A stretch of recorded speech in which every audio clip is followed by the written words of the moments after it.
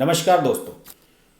Social media ने किसान आंदोलन में बड़ी भूमिका निभाई है। इसका आंदोलन का प्रचार करने में, इस आंदोलन को पूरे देश में फैलाने में और पूरे देश में हाईलाइट करने में सोशल मीडिया ने अपना बड़ा रोल प्ले अदा किया है। पता नहीं ना जाने कितने टीवी चैनल, जर्नलिस्ट, यूट्यूबर्स और सोशल मीडिया पर एक्टिव रहने वाले लोग सब किसान आंदोलन पर अपनी विचारों को लिख रहे हैं और आज़ादी से बात को कह रहे हैं। और सोशल मीडिया अब एक्सप्रेशन का एक ऐसा माध्यम बन चुका है जिस पर लोग अपने विचारों को दूसरों तक पहुंचाने के लिए एक समूह में भी काम करने लगे हैं, एक ग्रुप में भी काम करने लगे हैं। और कई बार ग्रुप में जो ये चीज़ें चलती हैं, ये सब चीज़ें एक प्रतिस्पर्धा के रूप में क्रिएट हो जाती हैं और एक प्रतिस्पर्धा से शुरू हो जाती है और जिसके बहुत बड़े राजनीतिक मायने इस किसान आंदोलन में तो कम से कम निकल ही आते हैं। आपको ये पता ही होगा कि एक बेसिक सी चीज़ मैं आपको बता दूं, यूट्यूब के इस अपने चैनल के इस एपिसोड में, हालांकि मैंने अपने चैनल पर कई बार इस किसान आंदोलन से जुड़ी हुई चीज़ों को डिस्कस किया है, लेकिन ये जो एक खास बिंदु मैं आज डिस्कस करने जा रहा हूं, इसको मैं इस किसान आंदोलन से जुड़ी हुई एक कड़ी के रूप में आपको बता रहा हूं। और ये कड़ी जाती है कभी 90s के दौर से। कहां से ये कड़ी एक के बाद एक जुड़ती हुई नजर आती है, ये आपको मैं आगे इस वीडियो में बताऊंगा। देखिए, एक थोड़ी सी बैकग्राउंड जान लीजिए। राकेश टिकैत जो इस समय लीड कर रहे हैं किसान आंदोलन को, राकेश टिकैत बालियान खाप से जुड़े हुए हैं। बालियान खाप वेस्ट यूपी में एक जाटों की बड़ी खाप है और हरियाणा में भी इसका कुछ हिस्सा है, लेकिन मेन इसका जो गढ़ है वो सिसोली है। सिसोली गांव मुजफ्फरनगर जिले का हिस्सा है, नगर पंचायत इलाका है और स्वर्गीय महेंद्र सिंह टिकैत का घर भी यहीं है। इनकी जमीन जायदाद सब यहीं है। उनके बेटे नरेश बालियान और राकेश बालियान, जिन्हें राकेश टिकैत कहते हैं, वो अब इस समय भारतीय किसान यूनियन और बालियान खाप को चला रहे हैं। बालियान खाप के मुखिया नरेश बालियान हैं और भारतीय किसान यूनियन के जो प्रमुख हैं वो भी नरेश बालियान उर्फ नरेश टिकैत हैं। राकेश टिकैत केवल भारतीय किसान यूनियन के प्रवक्ता हैं, लेकिन अधिकतर समय भारतीय किसान यूनियन का फेस राकेश टिकैत ही रहे हैं, लंबे समय से, महेंद्र सिंह टिकैत के समय से। इस टिकैत परिवार का, इस बालियान खाप का मुजफ्फरनगर की और वेस्ट यूपी की जाट राजनीति से बहुत लंबा ताल्लुक है। 90s में आपको बताता हूं, जब कल्याण सिंह की सरकार पहली बार बनी थी और उसमें सहकारिता मंत्री सुधीर बालियान बने थे। सुधीर बालियान केवल किसान यूनियन के सपोर्ट से ही जीत कर आए थे। किसान यूनियन ने सुधीर बालियान का समर्थन किया था और सुधीर बालियान ने जीत हासिल की थी। सुधीर बालियान सहकारिता मंत्री रहे थे कल्याण सिंह की सरकार में। उसके बाद कल्याण सिंह की सरकार गिर गई थी बाबरी आंदोलन के बाद। 1991 के लोकसभा चुनाव में यहाँ पर जीते थे नरेश बालियान। नरेश बालियान संघ की पृष्ठभूमि से आते थे और बीजेपी का पहली बार यहाँ से कोई सांसद बना था। लोकसभा चुनाव में जीते थे नरेश कुमार बालियान, जो कि संघ के नेता हुआ करते थे, और विधानसभा चुनाव में 91 में जीते थे सुधीर बालियान। और बालियान खाप का दो तरीके से रिप्रेजेंटेशन यहाँ राजनीति में बढ़ा था और बालियान खाप को सही मायनों में अगर कहा जाए राजनीति में पहचान वो बीजेपी ने दी थी। इसके बाद जब 96 का चुनाव आया तो नरेश बालियान का टिकट काट दिया गया। नरेश बालियान का टिकट काटा गया तो बीजेपी ने टिकट ऑफर किया सुधीर बालियान को। सुधीर बालियान मंत्री रहे थे, लेकिन उसके बाद जब यहाँ पर उत्तर प्रदेश में राष्ट्रपति शासन लग गया था तो उसके बाद उनका मंत्री पद वो चला गया था। आप सब जानते ही हैं उसकी हिस्ट्री के बाद में। और उसके बाद सुधीर बालियान ना कभी विधायक बन सके, न कभी सांसद बन सके। तो 96 का जब चुनाव आया तो 96 के चुनाव में सुधीर बालियान को टिकट ऑफर किया गया लोकसभा का, लेकिन सुधीर बालियान ने चुनाव लड़ने से मना कर दिया। सुधीर बालियान को यह लग रहा था कि फिर से उत्तर प्रदेश में चुनाव होंगे और मैं विधायक बन जाऊंगा और फिर बीजेपी की सरकार आएगी, मैं मंत्री बन जाऊंगा। तो उन्होंने लोकसभा चुनाव लड़ने में इंटरेस्ट नहीं दिखाया, यानी कि लगातार दूसरी बार बालियान खाप में ही जा रहा था लोकसभा का टिकट।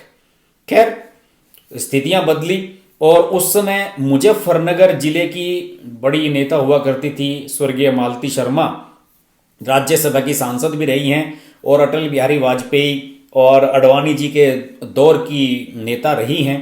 उन्होंने टिकट करा दिया था सोहनवीर सिंह का, और सोहनवीर सिंह ने यहाँ फिर लगातार 3 चुनाव लड़े। सोहनवीर सिंह बालियान खाप से नहीं आते थे। 96 का चुनाव लड़े, फिर अटल बिहारी वाजपेयी की सरकार गिर गई।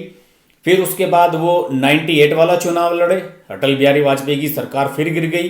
फिर तीसरी बार 99 में चुनाव हुआ, और जब अटल बिहारी वाजपेयी की सरकार बनी 5 साल के लिए 99 में, तो उस समय वो चुनाव हार गए और उनके सामने वहां से सांसद बन गए सईदुज्जमा। सईदुज्जमा चुनाव में सांसद बने। वो राष्ट्रीय लोकदल और कांग्रेस के संयुक्त प्रत्याशी के रूप में जीते थे 99 में। फिर उसके बाद 2004 का चुनाव आया, 5 साल बाद 2004 के चुनाव में यहां से मुनव्वर हसन सांसद बन गए, समाजवादी पार्टी और राष्ट्रीय लोकदल के संयुक्त प्रत्याशी। उसके बाद 2004 के बाद 2009 का चुनाव आया, तो यहां पर बसपा के सांसद बन गए कादिर राणा। यानी कि 3 बार लगातार यहां पर मुस्लिम प्रत्याशी जीतता रहा। एक बार रालोद और कांग्रेस के बैनर पर, एक बार सपा और रालोद के बैनर पर, और एक बसपा के बैनर पर। तो उसके बाद बीजेपी ने फिर एक बार से रिथिंक किया और उसके लिए कुछ अच्छे प्रत्याशी तलाशे। इस दौरान उन्होंने कुछ प्रयोग भी किए और ठाकुर अमरपाल को मेरठ से बुलाकर यहाँ चुनाव लड़वा दिया गया, लेकिन वो चुनाव हार गए। सोहनवीर सिंह अपना तीसरा चुनाव भी हार गए। तो यहाँ पर उसके अलावा उसके बाद फिर अनुराधा चौधरी यहाँ से चुनाव लड़ी बीजेपी और रालोद की संयुक्त प्रत्याशी के रूप में 2009 में, वो भी चुनाव हार गई। तो यहाँ पर अब सीन कुछ ऐसा बना कि बीजेपी को यह लगा कि अगर हमें ये सीट जीतनी है, मुजफ्फरनगर की सीट जीतनी है, तो निश्चित रूप से हमें बालियान खाप से ही कोई जाट लीडर लाना होगा। और उसी समय उदय होता है डॉक्टर संजीव बालियान का। डॉक्टर संजीव बालियान, जो कि हरियाणा में पशु चिकित्सक के रूप में काम कर रहे थे, उन्होंने अपनी सरकारी नौकरी छोड़कर राजनीति में सक्रियता बढ़ाई थी।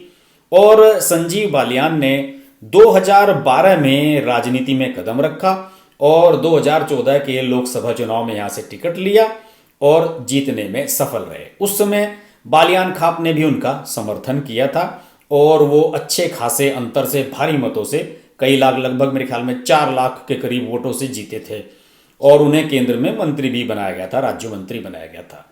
लेकिन 2019 तक आते आते सारा समीकरण बिगड़ने लगा। समीकरण ये बिगड़ने लगा कि चौधरी अजीत सिंह ने मुजफ्फरनगर से चुनाव लड़ने का फैसला कर लिया।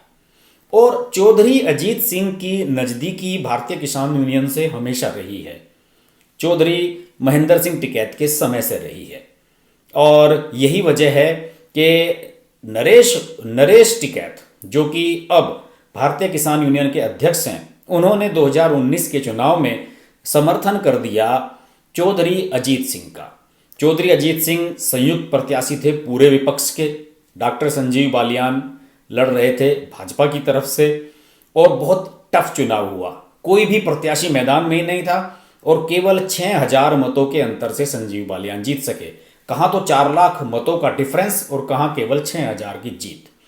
तो इससे ये जाहिर होता है कि सारा का सारा समीकरण किस तरीके से बदला।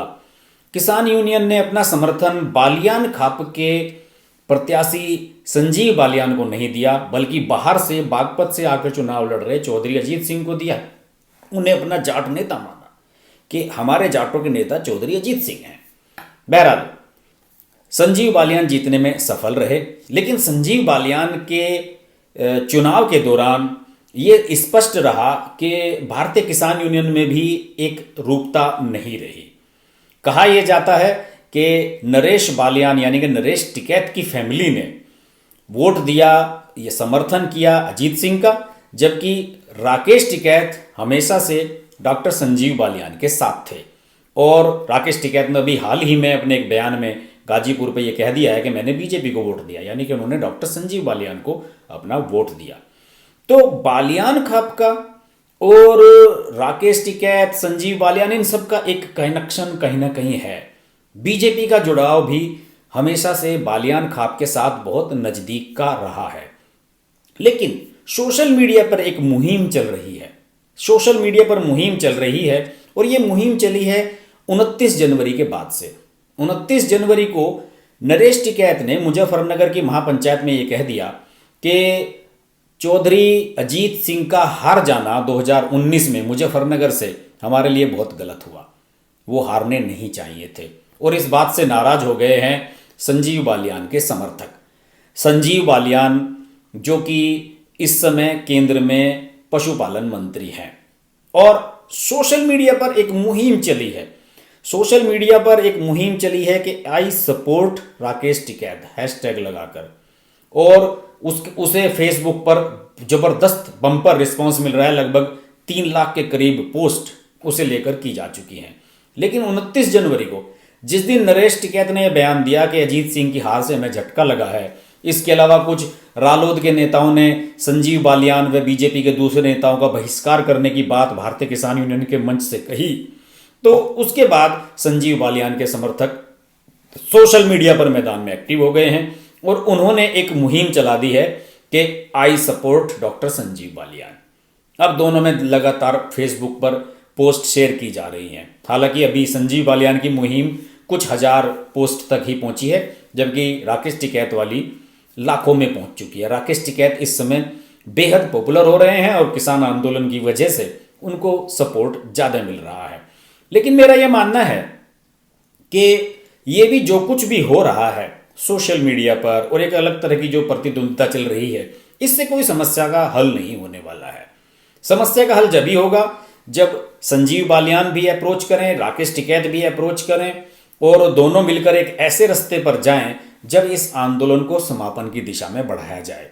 इस दौरान दोनों के समर्थक अपनी अपनी मुहिम सोशल मीडिया पर चलाए हुए हैं और अपना ही एक तरह का आनंद ले रहे हैं। बहरहाल ये भी बिल्कुल एक टू द पॉइंट में बात कहना चाहूँगा कि बालियान खाप ना तो अवॉइड कर सकती है बीजेपी को और ना बीजेपी अवॉइड कर सकती है बालियान खाप को। पश्चिमी उत्तर प्रदेश की राजनीति में अगर बीजेपी को स्टैंड करना है तो उसे बालियान खाप को साथ लेकर चलना होगा।